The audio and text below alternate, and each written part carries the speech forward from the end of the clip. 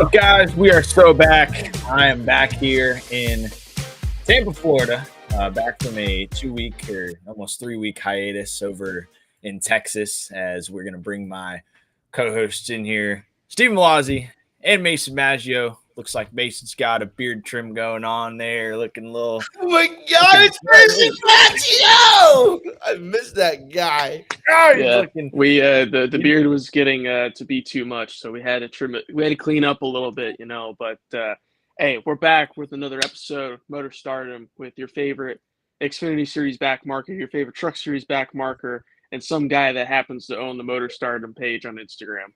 Welcome back, ladies and gentlemen.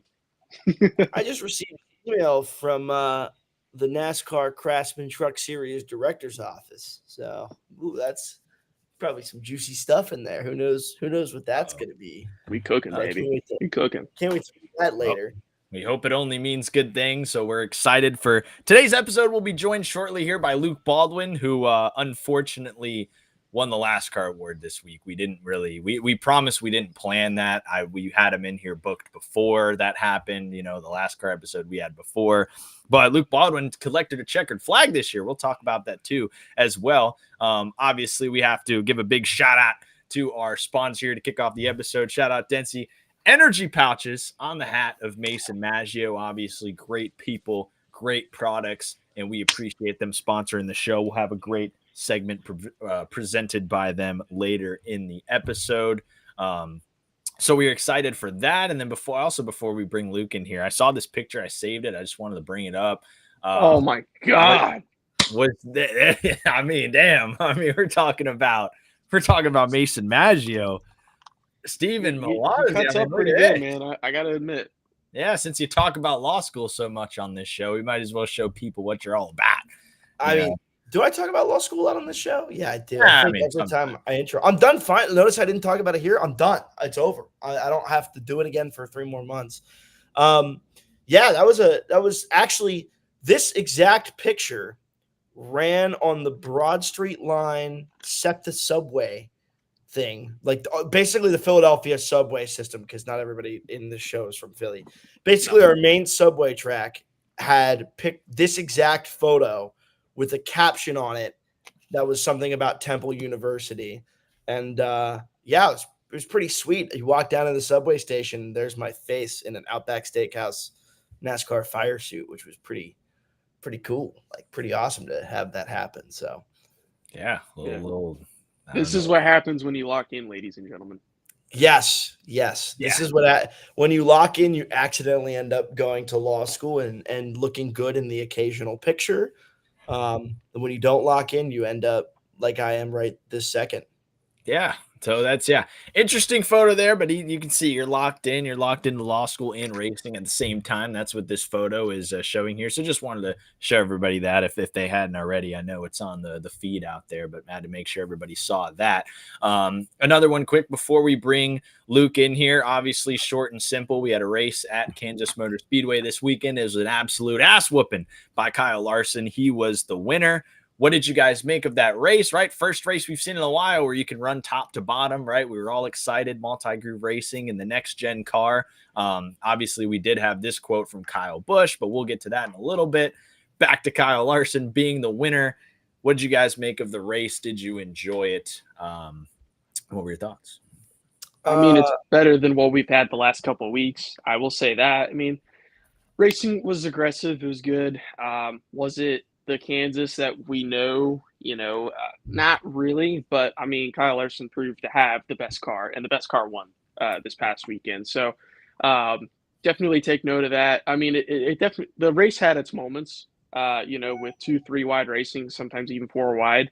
Restarts are always so much fun to watch. Kansas, doesn't matter which series, everybody is just sending it on in there and hoping it sticks on the restarts. So those are always exciting, but I didn't think it was a bad race, but I definitely think it was better than what we've had the last couple of weeks, specifically on the Cup side. So hopefully this is an improvement. I know the mile and a half package has been very, very good at this track the last couple of years. Wasn't quite what we were expecting, but at the same time, there's a lot of hype leading around the race. I felt like it was pretty good for what we got, and hopefully we can continue to have better cup races as we move on to North Wilkesboro and then another mile and a half in Charlotte in 2 weeks. That's a key, Maggio, though. Like it's the best of what we've got. And that's pretty disgusting to say out loud. Like this should not be the foundation for what a good race is. Now, I agree. I'm trying to keep a positive spin on it. The racing throughout the field was not bad. Was it great? Was I like, yes, this is, if I had 36 races of this, would I be happy? Probably not. Probably not. That's just, and that's like how I feel. I'm just not that super, enthused at this idea of this is what we've built. And I think I commented on one of RJ's posts about it where it was like, I used to think Kyle Busch just used to whine and bitch about everything. And now the more I sit around NASCAR, he's totally right. Like everything he said about the drivers this weekend was kind of right. Because he was pissed about getting wrecked by Ross Chastain, which totally ridiculous move by Ross there. I don't know if you saw it. He kind of tried to scare off the 21 of Josh Berry and wrecked a couple of other guys. Yeah. And then, the race car itself, it's not a good race car. And like, honestly, even drivers like Kyle Larson, like I think if we were in like a Gen 6 or Gen 5 car, I think Kyle Larson would be destroying races, like prime Jimmy Johnson, prime Jeff Gordon type stuff. I think the next gen car actually hurts his ability to win. That's a whole different story. There's not a lot to complain about, but I'm not feeling myself jumping up and down over what I just saw this week. So that's kind of what I got. The only other thing that was worth it, somebody just mentioned in the chat, they wanted us to talk about AJ Allmendinger shitting on ECR engines right in the middle of lap 8 of the race, which I thought was just absolutely hilarious. But honestly valid. Guy is out here digging, running outside of his weight class, kicking ass and taking names in the hunt for the playoffs. And an engine in the modern era of NASCAR expiring on lap 8 is pretty unacceptable. Now, would I say that to guys I have to work with for the rest of the year? Probably not. But I also think as a business, ECR understands that is not their standard and that is fairly unacceptable. So, yeah, that's my take on Kansas. If Luke's here, let's not keep him waiting, Yeah, well, it's not here yet. It'll be here in just a few minutes, and we will bring him in. But certainly to wrap up this this conversation about chat, we got motion certainly in the IG chat. Everybody's got something to say about Kansas. I think certainly it was the best race of the bunch that we've had so far. Which, like we've said, obviously I've always been a Kansas fan, even when people didn't really love Kansas. I still enjoyed it back when we had the early parts of the Gen 6. I thought it was still a fun track. Kansas, Vegas has still had decent racing, especially when we had Chicagoland as well. When we got the 550 package, different story. But yeah, certainly in a selection of races when we have Darlington, Bristol, all these tracks, and then you're like, wow, the best race that we had in that selection was Kansas. Certainly something that you wouldn't have think you would have said maybe 4 or 5 years ago, but wasn't a horrible race. Kyle Busch, it sucks, right? This car has just not been good to him. This car hasn't been good for people really in his situations. Obviously, Brad Keselowski's had his ups and downs. Talk about a down of a day. Of a season, really, for him. They're sitting 33rd in points right now, which is insane to think about. A guy that won a race last year, made the playoffs, had been consistent in years past as well. Obviously, first year at RFK wasn't amazing, but they had really found a groove running second on Sunday and then blowing a tire into the wall. Not good. So for Brad Keselowski fans and Kyle Busch fans, certainly been a rough road, but I think Kyle Busch fans have gotten the worst of it, to where Texas, right, spins out running in third. And then, like you said, Ross Chastain just swerving down on Josh Berry, and causing an entire melee on the backstretch that ultimately ended up in Kyle Busch spinning out and not being able to, it maybe wouldn't have been a win of a day, but at least, they had top 10 speed, I would say. this car is all track position at the end of the day, but still, I think they still had top 10 race pace that, he could have gotten. I want to do a quick shout out as well. We're going to bring in a young guy here in a second, obviously Luke Baldwin, but How about our guy Corey Heim making his first start of the NASCAR Cup Series season? He rallies all we talk about, not really having practice in any of these series these days. And he kind of, you see some of these drivers taking stage 1 and stage 2 as kind of practice. And he's able to finish 13th there for 2311 Racing, a guy that hopefully will be in the Cup Series next year. If not, like a really high tier Xfinity ride. Obviously, we're obviously not going to see him back in the trucks next year. Hopefully, though, in the Cup Series. So I personally very excited for Corey Heim. What else did we have this weekend? The Truck Series finish was pretty exciting. Carson Hocevar laying the middle finger to Lane Riggs there out of turn 4, which was certainly interesting. Lane Riggs certainly gave it his all, but the Truck Series has certainly been, obviously Luke was at the back of it, but Truck Series has been pretty fun this year. And I think with a good broadcast, it would be talked about a little bit more. I was talking to that somebody a few days ago where like a good actual serious broadcast for the Truck Series, they've had an incredible year. Like the races have been great. The finish at Texas was awesome. I don't even think we really got to talk about that last week. That was sick. With Corey Heim getting the win there, 3 wide, split in the middle, obviously having the crashes that they did earlier in the race. But your Truck Series, Malaj, has been pretty fire this year. I got to say, I got to give that to you. And you know what? After years of sadness, I will say. We're back. And I do not feel like that specific broadcast company has put on a good broadcast all season long. No, not at all. For any race, truck or ARCA, truck or Cup, they have not put on a good broadcast. And I'm reminded, and like, don't get me wrong, CW has a lot of kinks to work out. They're a new team. They're figuring a lot of the stuff out, but they're doing a way better job at it than Fox does, and it shows. I think so. So the other crazy thing that I wanted to mention, because I'm a big stats guy, I'm a big numbers guy. Do you know that Kyle Busch, from his rookie year till 2022, had exactly 3 finishes outside the top 10 in points? 3 total in his entire career. Okay. Did you know he has not finished inside the top 10 in the past 3 seasons in points? That's crazy. That's I wouldn't deny it. I would. Well, if you told me that, I would agree it. No, I mean, but I guess I'd just say that because Kyle Busch is arguably one of the best race car drivers in our generation. But like you said, the car hasn't been great to him. RCR it's a good team. It's not a great team, right? Just from where they're at, from finishing wise and running wise, I think Kyle gets a little bit more out of the car than where they realistically are.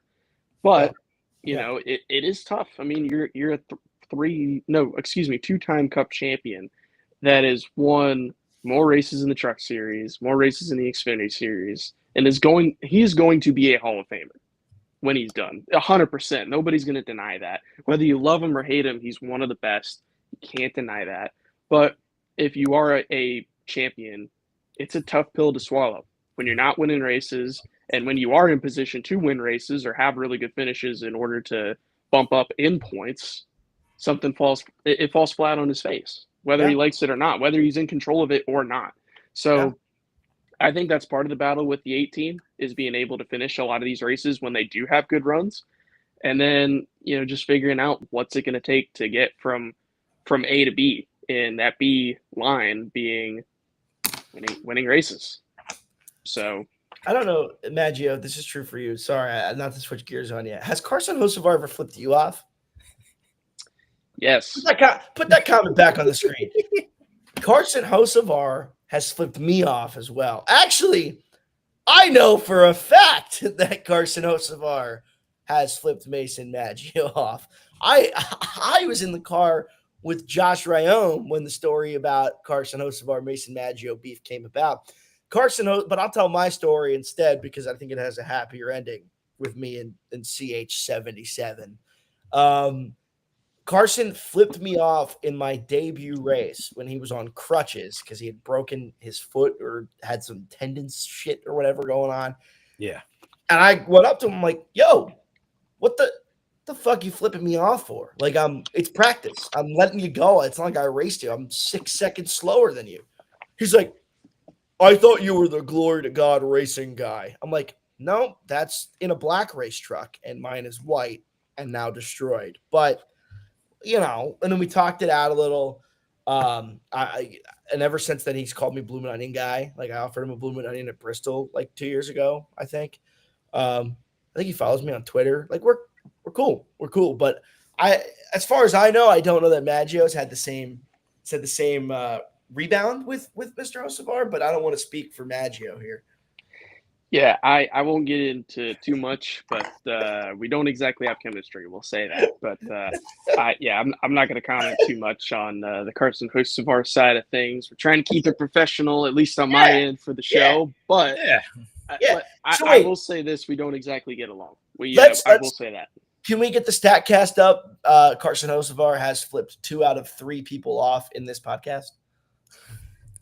Let's see if he's flipped you off. Has he flipped you off too, RJ? Or were you aware? No. Me and Carson have actually. I've me and Carson had actually haven't talked in a long time, but back when he was late modeling and short tracking and stuff of that nature, and his beginning era of trucks, he was a follower of the NASCAR report, and we had some some good conversations at the racetrack and things like that. Been a few years, he's big time now, so. Some people get big time. Some people get big time and stop talking to you as much, which is understandable. But sometimes people get big time and they're still homies, like my boy Corey Heim. So shout out Corey Heim. He's still a homie every time, all the time, 24/7. Even though he is the biggest of times. Is he a It's homie? during Heim time too. So during Heim time, always, dude. He always is willing to talk to me during Heim time. I mean, is Heim time coming on the show one of these weeks? What are we doing? Heim time is certainly, I've been waiting my turn, but Heim time is certainly going to be a guest on this show by I would say in the next 2 months. We will have Corey Heim on here to talk some NASCAR. I usually can't see that far. I get that all the time, Chris. Somebody said I look like John Belushi. It is so common. Next show, RJ, have a picture of John Belushi ready for the side by side. But I'm telling you right now, it is a legitimate comment that I don't ever go a day in the public light without somebody telling me I look like John Belushi, whether it's at work, whether it's at school, whether it's on Twitter. Like I posted a tweet today of that photo that RJ showed earlier, and guess what? One of the comments was, "I seriously thought this was John Belushi for a second." So yeah. Steven, at some point, whenever you have to submit photos to NASCAR for TV, can you just send a photo of John Belushi? I think what I'll do, but here's the thing: is we'll crop his head out onto the Outback fire suit, and I think it'd be played off really well. I think what I'm gonna do is I am just gonna go as John Belushi for Halloween this year. I think that's my game plan. I think I'll go as John Belushi from Blues Brothers, and I think people will literally think that he has been reincarnated. So. Very well could be. There he is. I mean, I could see it. I've never seen John Belushi before. I'm not gonna lie. There's a picture with him with sunglasses on that is pretty similar. Yeah. I don't know. I don't know if that's a compliment or not. I mean, it's a fact. I mean, he was a guy who existed, right? But he did indeed die of a drug overdose. So definitely don't want to. Steven's gonna have a Bloomin' Onion dose. Yeah. Sponsor stuff. More like a Dead Sea Energy. Oh my God, my chair just broke. Gosh. Maybe I'm gonna have a Dead Sea Energy pouch. Dead Sea Energy pouch. Well, no, I don't want to joke about sponsors and overdoses. So I'm taking back the Bloomin' Onion comment. Taking back the Energy Pouches comment. No comment. See how far off the rails we get when we're waiting for our guests to come in here. So. I don't know. Got to keep it civil for our guests. I don't know. Guests to take the time out of their busy schedules, do what we got to do. Luke Baldwin, please slide in here and save us because we're going off the hinges here. But we can certainly, while we wait for Mr. Baldwin, we can at least talk about one more thing that we didn't get to note on last week, and that was baby. We can talk about the rotation model, whatever. That's a whole different story. But we're back to Homestead next year, finally, for the championship race. I've been waiting for this. Obviously, as a Floridian, okay, I'm biased, whatever. I like the championship race being back here, first and last race of the year. But I think it's just, I mean, everybody can agree. It's a perfect racetrack. It's a driver's racetrack. It's a beautiful area. The track itself is a lot of fun. They've done renovations over the years since they've lost the championship race that have made the weekend a lot more fun. And they're going to continue to do renovations until we get to next year. I'm sure they're going to have so many things. Steven speaking Spanish in our comment section. But yo hablo un poco español. Yeah. I'm glad we got. See, I believe you. Man. And you're going to need some of that when we go to Homestead, Miami, because it certainly is a good time when we are down there. But I'm excited to be back at Homestead for the championship race. It's the place to be. I was literally watching highlights of the 2019 Xfinity Series championship, where we had Reddick versus Custer versus Bell, which I thought was an insane battle. And then NASCAR decided, you know what, we're going to move this to Phoenix because that makes sense. So I'm excited, baby. Championship is back in Homestead, and maybe you guys will be competing for a championship next year. And ain't that right?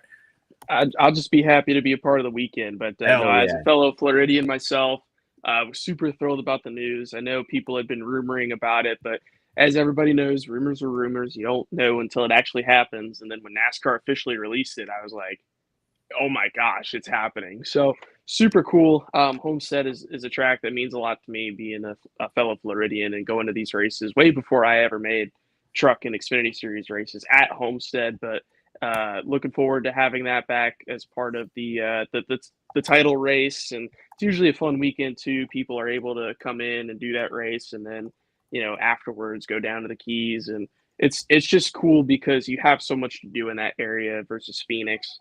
So that's going to be exciting in itself, all the other things that you get to do down there. So welcome back, Homestead Miami Speedway as a championship race. Excited to see what 2026 and beyond holds for Homestead and it being the championship race in the future. Yeah, and a rotating model as well. That's going to see us go a few different places. We heard Phoenix is going to stay in that rotation. Unfortunately, I guess, at least to me. But we'll see where else we head. I don't know if you guys got any predictions. I mean, you think maybe Las Vegas is on the map for us to potentially go in that rotation? That name's been thrown around a lot. I saw they sent out a NASCAR fan survey, according to somebody, and they put Chicagoland in there, which is interesting to put in there because I think Charlotte would be a good one. And I apologize for cutting off, but I think Charlotte would make sense just because that's NASCAR's home base. Why wouldn't you want to host a championship race at NASCAR's home base? It just makes sense. So that could be one that we could see it a part of that rotation. It would have to be like some sort of cookie cutter mile and a half.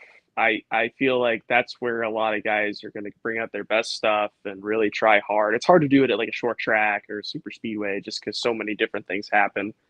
Like you can't really do it at a Martinsville, Atlanta, or Daytona. But I think Bristol would be a pretty cool one too. I think that one fits into the driver's hands a little bit more than Martinsville because it's not filled. The difference with Martinsville is it's filled with bumper tag, right? But Bristol, you have to drive that place still. Steven knows what I'm talking about. But no, I think it's I think it's a great idea to have rotating races. It makes it exciting every single year. Especially if it's a track that we only go to once out of the year, and it being the championship race, that could create a lot of excitement versus, like a Phoenix where, you go there in the spring and a lot of people look at it as like, in a sense, the test session for the championship race. Yeah. So it's an exciting model that NASCAR is trying, and I'm all for it. And I know a lot of people are as well. Well, I don't mean to cut you off here, Steven, but you can continue in just a second. Bring in Mr. RWR Thor Sport himself, Mr. Luke Baldwin. How we doing? I'm good. How are you guys? Doing good, hanging out. We were just talking about some the new announcement of the championship rotating model and a bunch of NASCAR hoopla. We can get to that certainly in a little bit, but I first certainly want to check on you. Obviously, I wish we were coming off certainly a better. I'm sure you wish too. Coming off a better weekend. We had an episode like 4 weeks back. Basically, Steven and Mason both finished last in each of the races that weekend. And then we got Josh Balicki, who also finished last in the Cup Series race. We had a last car episode, just to have fun with it, but also talk about the teams with the stories you don't hear. It was a cool episode. So, I made sure to tell everybody we didn't plan this, we didn't plan to bring you in here after this weekend, but you've certainly had some better weekends, like getting a checkered flag, obviously early in the year, that we'll talk about as well. But how's it been? Obviously getting fitted into the trucks, competing at some different tracks you haven't been at before, but also with such a historic organization in the series like ThorSport. Yeah, it's been a lot of fun. I'd like to add that the 34 got thrown out. So we didn't finish dead last. Yeah. We did make the top 30, but no, it's been cool. Obviously, I wish this past weekend went a lot better than it did, but you live and you learn. That's all you can take from it. So we'll move on. Got another one this weekend. I'm really glad I have back-to-back weekends to get over that hump, because I'm gonna forget about it pretty quick, hopefully, and can set my eyes forward on something new. So, but yeah, the past few months have been the coolest months of my life, preparing to go race a truck and meeting all these people and getting help from a ton of really cool people, and really learning a ton and making mistakes and learning from them, and that's what it's all about. So yeah, still got to clean those up if I want to be able to keep doing this, but we'll be all right. It's a good place for me this weekend, so we'll learn from it and be better. Yeah, and I mean, North Wilkesboro, is that a place? Have you been there since the resurgence of it? Yeah, I ran there once on the old asphalt, and then I've raced the modified there twice on the new asphalt, and the late model there once. So I've got a lot of laps there, more than I think most people's, which should be a good thing going into this week. And I'll have a pro late model race under my belt before I even strap into the truck. So if the surface has changed at all, then I'll have a good look at it. So yeah, it's a good place for me. I've always had good speed and a couple solid results, but yeah, no wins. Hopefully we can get on the lift this week. I got 3 shots at it. Yeah, he's got, like you said, he's got 3 races. He's got a pro late model race and then a truck race, and then on top of that, he's running the modified there that weekend. So he's going to be a very busy man. But Luke, as we know, I mean, you've got your family has a rich history in the modified world, but you've been able to really make a name for yourself, not just in the modified world, but now in the late model world. Between running with Walker Motorsports, now with Rick Ware Racing and the Pro Late Model program, getting a win with RWR at Orange County a few weeks back. So what's it kind of been like going from car to car to car and organization to organization? And how would you kind of describe the different opportunities and really utilizing them to your fullest to get where you want to go at some point? Yeah, I've gotten the chance to work with a few different groups and a few different people and learn different things from different perspectives. It's been good to kind of see a bunch of views. And yeah, finally got a late model win under my belt a couple weekends ago at the Rick Ware guys. I've always had winning race cars with the Walker Motorsports group, and I've always found a way to mess it up. So I kind of feel bad for Walker that I go to drive someone else's car and we win first time out. I finally put a race together. So yeah, I got to race for Walker for a little bit, ran a few late model races with a family car, and now with Rick Ware Racing and Troy and JR and everybody over there, it's these cars are stout, man. Carson Ware got into it at Ace and was able to win. And his first time there in a couple years, he did a phenomenal job as well. So yeah, these cars are incredible. I've always been in really good equipment with the late model stuff, and finally, like I said, I make too many mistakes, but we're finally putting some together, and this Rick Ware group's really good to work with, especially sharing a shop with them. Our modified stuff is ran out of the same shop as the Rick Ware late model deal, so I've gotten really close with those guys. I'm able to bounce from side to side of the shop to talk about whatever we need to talk about, and I see them every day. yeah, I'm excited for a few more races with them starting this Thursday, and like I said, just driving really, really fast race cars that Troy Smith builds. Yeah, yeah. Obviously, a lot of success, a lot of different levels, moving up the ladder. But I got a question for you. Throughout all this, you obviously can't have a conversation about your racing career. By the way, nice to meet you, Stephen. Can't have a conversation about Luke Baldwin without talking about your old man, your pops. So much racing experience, so much racing background. What's it like having that kind of steady hand, a guy who has done it all in racing, guiding you through the process? Yeah, it's I'm super lucky to have it, because like it's not just like the perspective of having someone smart and that's been through it to teach me all these things, but it's somebody that can create opportunities for me. Obviously, I've only been racing for 3 years. This is my fourth year racing. If I didn't have him, I wouldn't be. I'd maybe not even be modified racing. I definitely wouldn't be truck racing. So I'm really lucky to have him in my corner. And to be able to learn from him, on the racetrack, in the shop, at home, whatever it is. And what's that relation? I know with me and my dad. My dad obviously was not your dad, right? My dad was a lawyer, right? Like he learned how to do all this stuff. But we tried to keep our racing relationship and our father-son relationship separate because those sometimes get complicated. Do you guys do the same kind of thing, or is it all in one because it's so intermingled with the rest of your life you can't do Yeah, that? Or it's all in one. We eat, sleep, breathe racing. We don't really talk about much outside of racing. It's like having your crew chief live at the same house as you, pretty much. yeah. Uh, that's pretty much all it is. It's there's not a lot of balance. We're pretty much all in on that side. Yeah, and Makes sometimes sense. you got to do what you got to do. And obviously, Tommy was, involved. It has been involved with stuff at Rick Ware, which I think is cool. How has that partnership been? I mean, you kind of talked about it a little bit, obviously, getting with their program and how they're involved with the, same shop as the modified program and everything. How has that been to kind of build that relationship with the Wares? Obviously, you've seen, even just growing up as a fan, probably even before obviously you started racing, like you said, 3 years. I mean, was 5, 6 years ago, Rick Ware Racing was ripping 4 cars in the NASCAR Cup Series, every 50 number imaginable. They were there.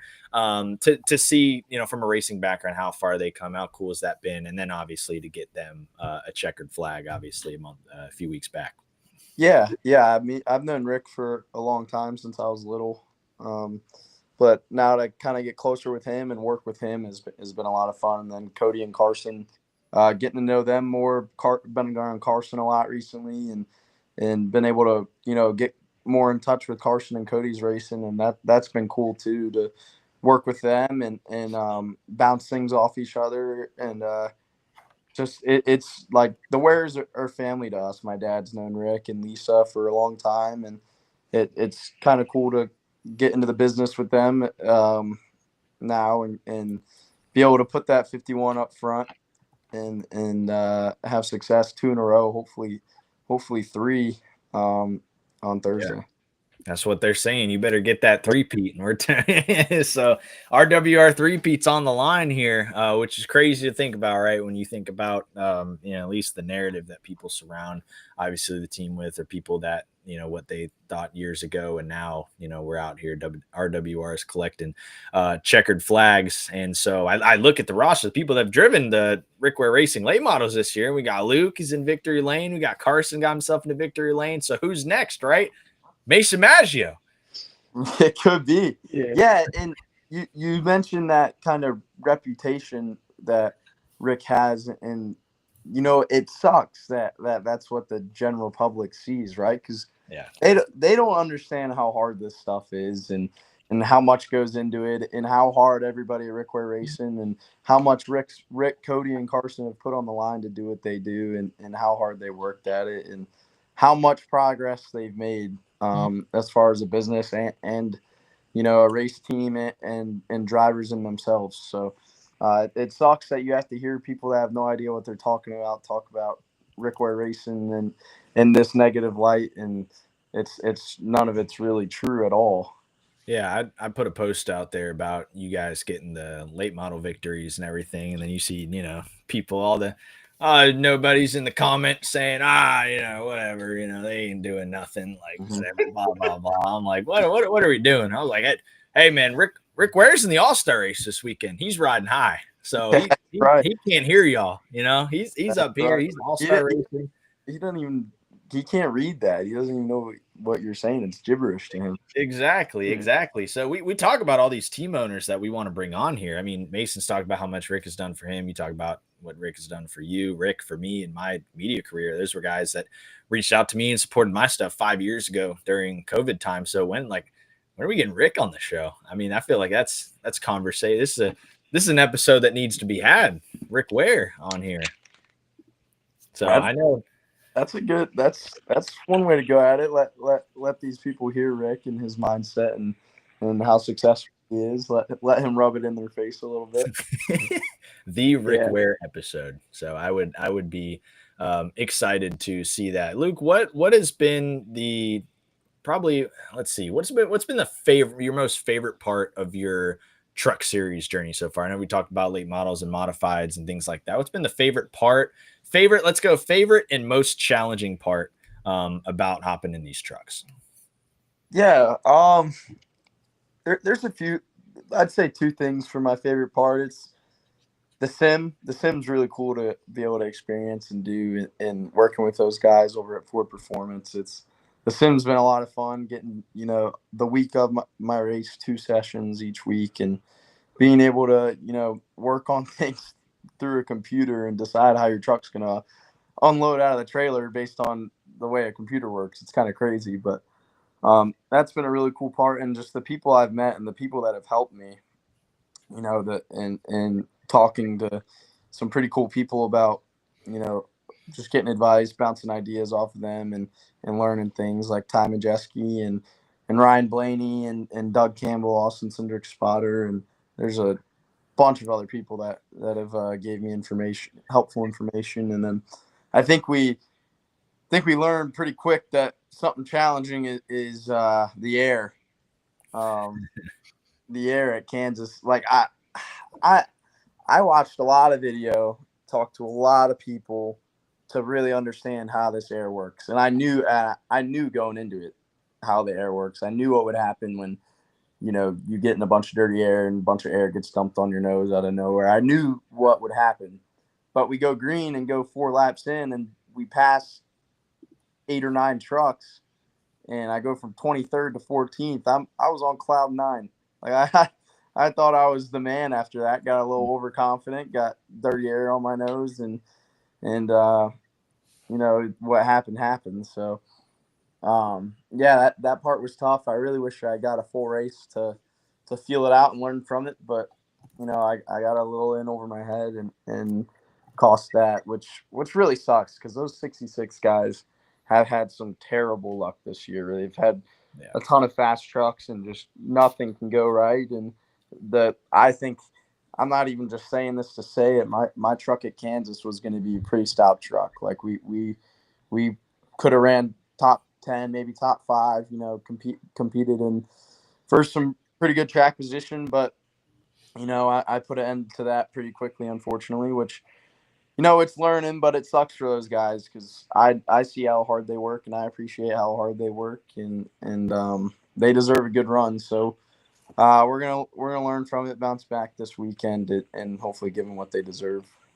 Absolutely. Yeah, no, it's a learning experience. I mean, the dirty air is no joke. I don't think TV does it justice how difficult it is to navigate that dirty air when you're around dirty trucks at places like Kansas and these mile-and-a-half tracks. But you've got obviously, Luke, you've got a lot of talent and you're going to go far and you're going to have more opportunities to do that and better that. But to me, kind of getting into a little bit of a personal level, it's crazy to think, Luke, that I met you and your brother at one point, and your brother was racing legend cars. You weren't even racing. And you were telling me, you're like, dude, I'm trying to convince my dad to let me race. I want to race so bad. Like, this is what I want to do. I'm on iRacing all the time. And I remember thinking, like, I hope he gets that opportunity to race. And here we are, a couple of years down the road, and now you're racing trucks. So to go from literally begging just to be in a race car to now getting some truck races under your belt and having, the opportunities that you have now this year with a ton of great teams, a ton of great people, that's got to be quite the transition. So, and it's a fast one too, with only being 4 years in the sport. So kind of talk to us a little bit about that, and just from fighting to get behind the wheel to doing what you're doing now. Yeah, like I said, a lot of mistakes have been made, and because you look at it, it's a pretty short period of time, and I beat myself up a lot about giving some races away or not finishing where I feel like I should have because of something that I did. And then I look back, like you said, to 4 years ago when I was begging my dad to let me get in a legend car, and it's like, these are supposed to happen. This is how I learned. So just try. But at the same time, I'm playing catch up, right? Since I got such a late start. So yeah, it's this short amount of time. It's been trying to work to eliminate those mistakes and not learning the hard way, and trying to figure it out before it happens, right? Like, know what's going to happen before it does, and not make that mistake because I've seen other people do it. And unfortunately, this past weekend was not one of those. But like I said, it's a short period of time, and it's supposed to happen. So I gotta stay focused, know when they're coming, and but yeah, that negative part aside, these past 4 years of my life have been the coolest thing ever. I growing up being able to go to the cup tracks, like I didn't know like what grassroots short track racing was. I just knew that NASCAR raced on Fridays, Saturdays, and Sundays, and the trucks, Xfinity, and Cup cars race. So I really didn't even know anything about modified racing, believe it or not. I just knew that my grandpa raced modifieds back in the day. So to learn about, like, I started learning about all the short track racing when my brother started racing legend cars in 2020. I started playing iRacing. I met a bunch of people. Most of my current friends are people that I met on iRacing, or I met through those people that I met on iRacing, and start learning about late model racing and short track racing and the cars tour and the weekly series, and get more in tune with that, going to races, learning about. I thought going to races and being a spectator for a couple of years like was huge for me, that I didn't just get put in a race car before I knew much about it. Being able to go with my dad, listen to a spotter, listen to how they communicate and practice qualifying the race, that was huge for me to understand before I got in a race car. Because when I first got on iRacing, I was driving with 1 foot. I didn't even know that they used 2 feet on the gas and the brake. So yeah, I'm rambling a little bit, but it's been a short time, but fun time. It's okay. Oh, sorry. I was gonna say I drive with 2 feet everywhere now. Just kind of really. Do you really? No. Yeah. I'm in my street car. I got foot on the gas, foot on the brake. I'm switching that shit quick. It's really stupid, honestly. I don't understand the problem with that. Why it's so frowned upon. For most like people like us, we probably won't do it, but to like an average person, the concern is that you'll rest your foot on the brake and hold it there, and that'll just freaking kill the car. Like, it's right. Really Yeah. So I don't know. That's what I was always told, but otherwise, there's no real problem with it. It's not like, to me, like, hey, that tenth of a second, if I'm doing the speed limit down a back road and like deer jumps out in front of me, that might be the difference right there. I'm always driving with 2 feet. Ain't no way. But I had a question that I don't want to lose. You're obviously like, relative to most of us, I mean, you and I are pretty similar. I've only been racing for 4 years too.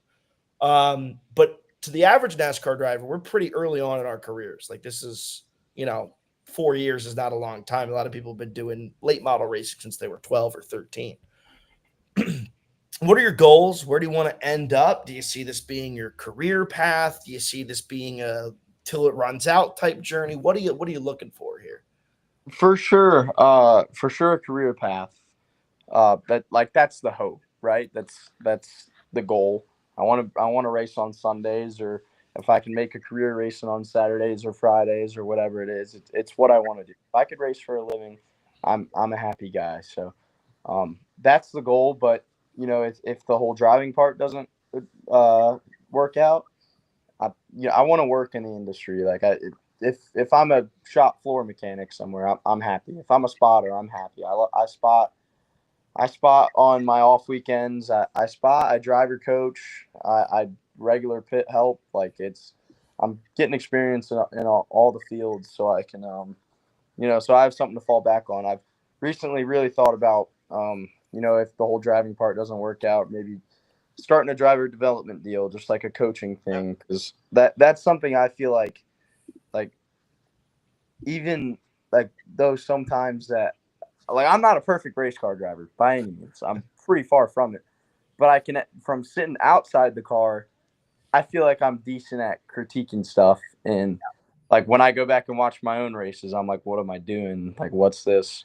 So I feel like that's something I excel in a little bit on the coaching side. I like helping kids when they're first getting into, a big car and just working with kids and their families and stuff like that. That's a lot of fun. So I've looked into that a little bit and thought about that. But hopefully I don't have to fall back on that and we can just race for a living, wherever that is. Yeah, that's certainly always a long term goal. Always good to hear. It's funny when we're talking about the feet on the pedals. Like I was gonna say, like that's literally like I started doing iRacing when I was like 14 or 15. I think I first got like wheels and pedals. So that's how I drove. And like any arcade game, my right foot's on the gas, my left foot's on the pedal or on the brake. And I remember when I started getting trained on driving for the first time, I put my right foot on the gas, left foot on the brake. My mom looks over, she's like, "What the hell are you doing?" I was like, what do you mean? This is how they drive. Like I was like, I'm gonna be a great driver. I've been doing iRacing for 2 years. Like I know how to get around freaking Circuit of the Americas. I can get around this parking lot, And so it's like it is weird, like the public negative connotation. It's like people are horrified when you do it. Like I have people it's like the world drive with 2 feet. They'll get in my passenger seat. They'll be like, "Oh my god, you drive with 2 feet?" And I'm like, "Yeah, I drive with 2 feet. What the fuck are you gonna do about it? Like, what are we doing?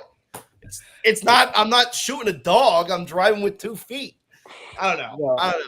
But that's yeah. So Luke, you obviously, we all know how important sponsorship is. We finally got our first sponsor for this show, and this is their sponsored segment. It's going to be our fan question of the week. So obviously we're going to come in with the real hard hitters here, because we had some we had a handful of other questions, but we already hit those pretty much in the show. So that's why I had a variety here. So our fan question presented by Dempsey comes from Chris Gollin. He says, "Is a hot dog a sandwich?" Now this is something we've talked about chicken tenders on this show. We've talked about other things as well, but we haven't discussed this hot dog sandwich. And this is a conversation I haven't had in a long time. So I'm interested to hear kind of what everybody says. But Luke, hard-hitting question here: is a hot dog a sandwich? I've heard this question for a long time, and I don't know if I've ever really given an answer for it or even thought of a solid answer for it. I'm gonna say no, and I'm not, and it's not a taco either. I think smart man. I think it's just a hot dog. Yeah, a hot dog's a hot dog. It's not a sandwich. It's not a taco. It's nothing. It's just a hot dog. Yeah, I think it's its own category, and believe it or not, I have never been asked that question, or I've never seen a question like that. So I mean, the hot dog's a hot dog. You live under a rock? Yeah. I've seen this Clearly. question. Damn, yeah. No, I legitimately have never heard this question before. Why you gotta call me out like that, Luke? Damn. That's kind of wild, I feel like. No, it's a hot dog. Like imagine you walked into somebody's house. Imagine you started dating a girl, okay? And you sit down at the kitchen counter and she's like, "Hey, do you want a sandwich?" And she brings you a friggin' hot dog. Yeah. I'm not going on a second date. That's the best way to put it. If someone says, "Do you want a sandwich?" and they bring you a hot dog, you're going to be confused. I did just get a text from somebody who watches this show every week and is always watching, who wants to participate in the question of the day, and said, yes, a hot dog is a sandwich. It's got bread, meat in the middle, condiments, what else do you need from a Sammy? So I strongly disagree with that take. I don't know though. Some I people see. Now, I think most people have hot dogs, right? Where it's a slit that you put the hot dog into. It's not like you're putting a second down. Because for me, I can't eat a hot dog like that. It's gonna fall apart. The hot dog, I'm holding like this. It's a slit in the bread. You're sliding it, and so that is a hot dog. A sandwich is to bread with bread on top. Yeah, it wasn't the greatest explanation, but anyways, you get what I'm saying. No, I don't. You sound No, like you get what I'm saying. The bread. All right, so I don't. but like what whoever was saying, it's a bread with bread on top. Let me tell you something. You got a law student. You got a Daytona, the son of a Daytona 500 winning crew chief. You got Mason Maggio, who is just obviously is the smartest man alive. All of them say not hot dog, not a sandwich. It's not a sandwich. There's no other way about it. Okay. There's no better panel of people to make this decision.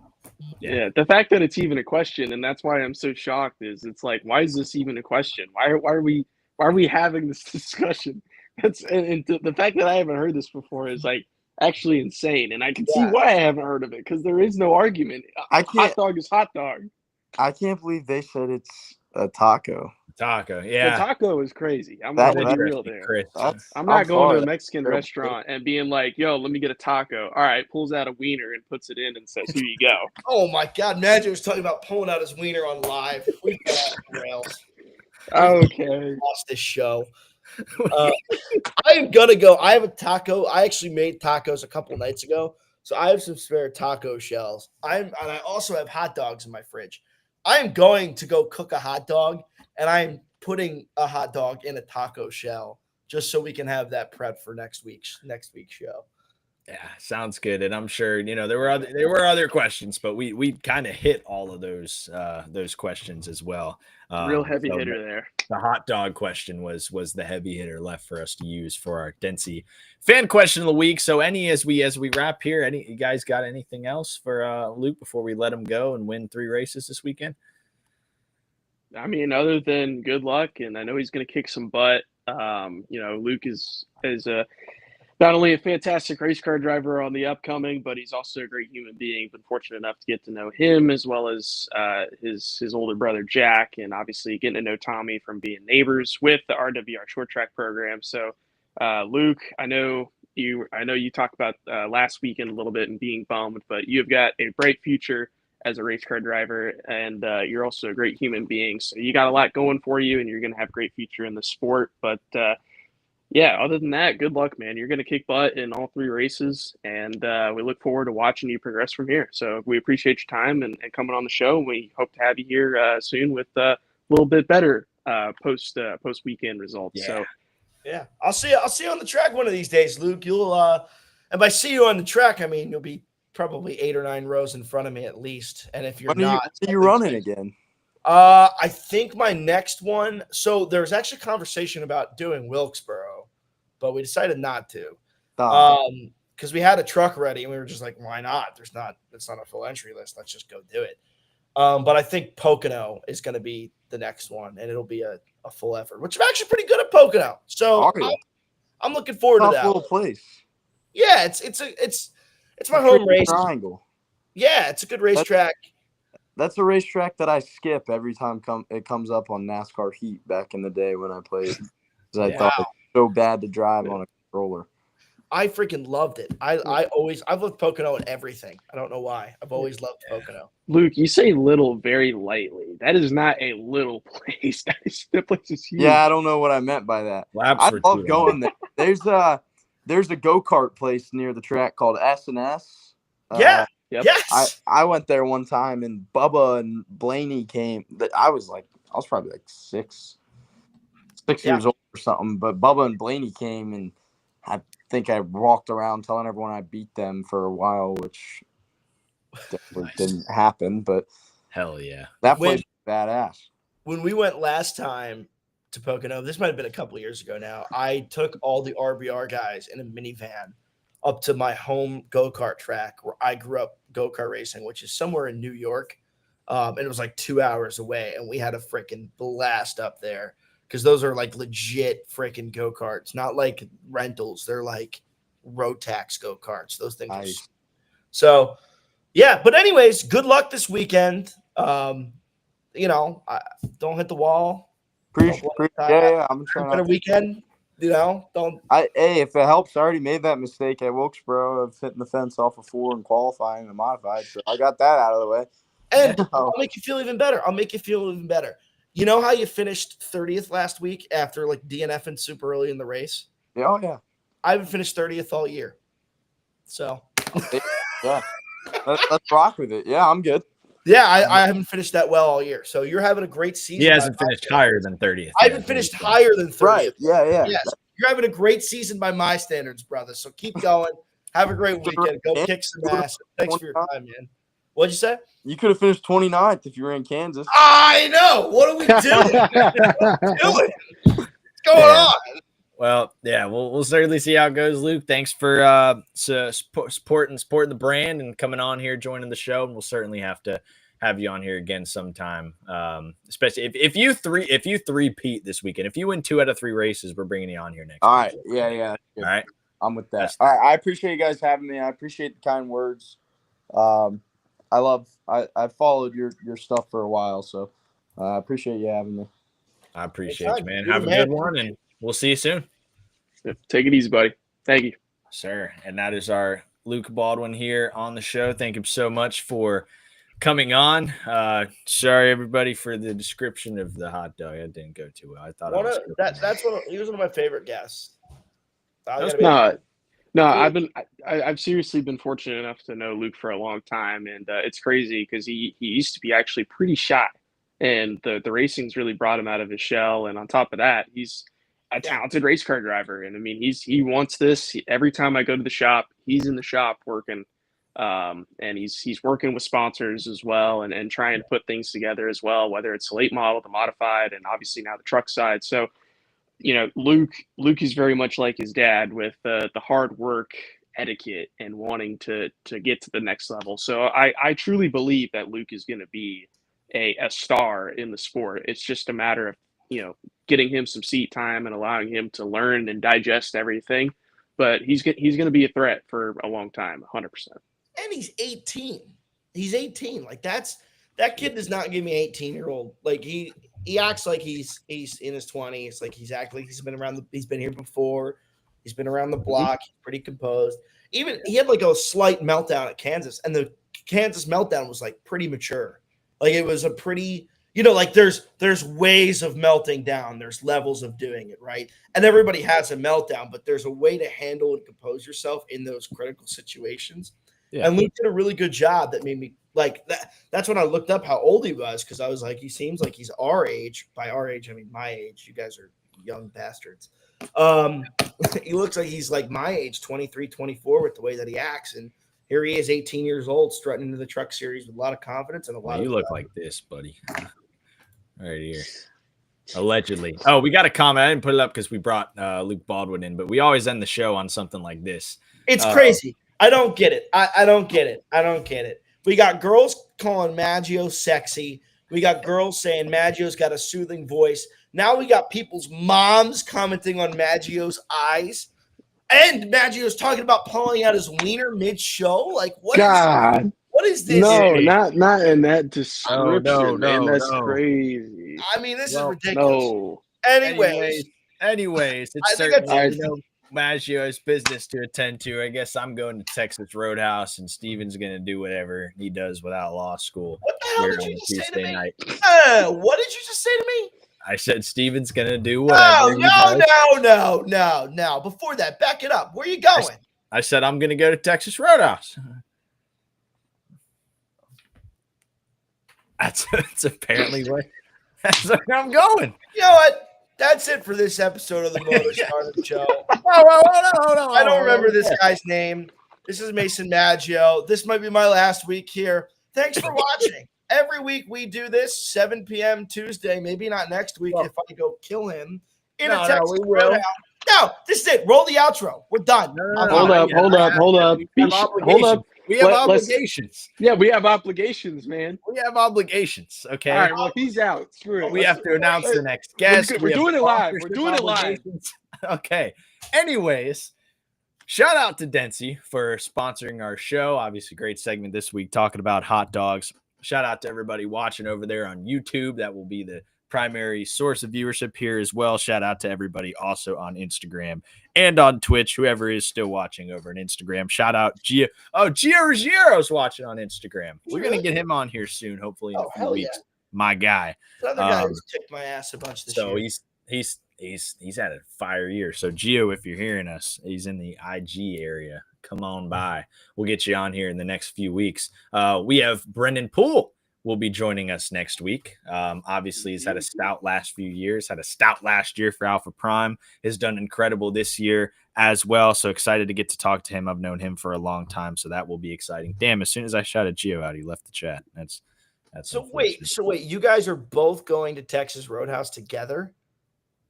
No, I'm going to Texas Roadhouse. I don't know where Mason's going. Why are you going to Texas Roadhouse, man?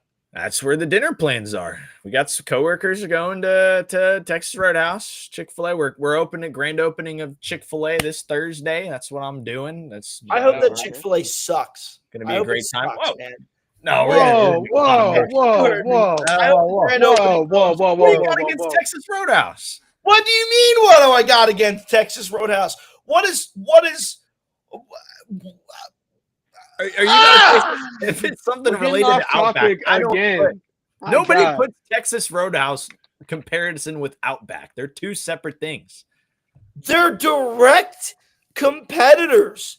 What are you talking about? To me, I view them as two separate things. I love me some Outback. How about you do me a favor? How about you do me a favor and lick my nuts? Now, I will say something. Look. Outback steak is tremendously better. I don't get steak from Texas Roadhouse because it's not good. They don't cook it right for me. All right. The rolls from Texas Roadhouse, I say, very good. We love them honey butter rolls. We also love the bread from Outback. Now, look, if you want to get Outback on board here on the show, we can have some different conversations here. But maybe I could if you didn't say stupid shit like that. I'm going to Texas Roadhouse. You know, that's where I'm going.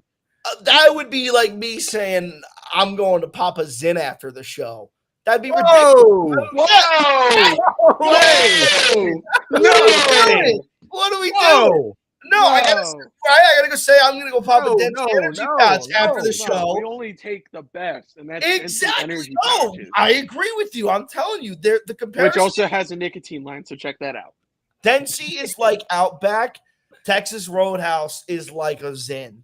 Okay, you can't say either of those two things. We're back. We're not back. We're not back. We've given Outback their publicity on this show. Okay, we're going to a whole other topic, dude.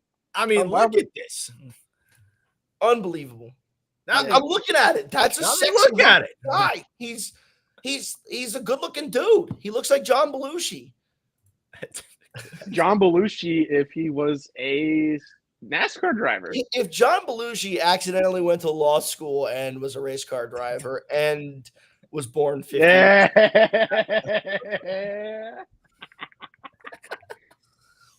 Yes. All right. I don't know what I'm doing. I'm just all right. We did the shout out. Shout out Dempsey, Brennan Poole next week, baby. Giro sometime. Rick Ware sometime. Josh Riom sometime.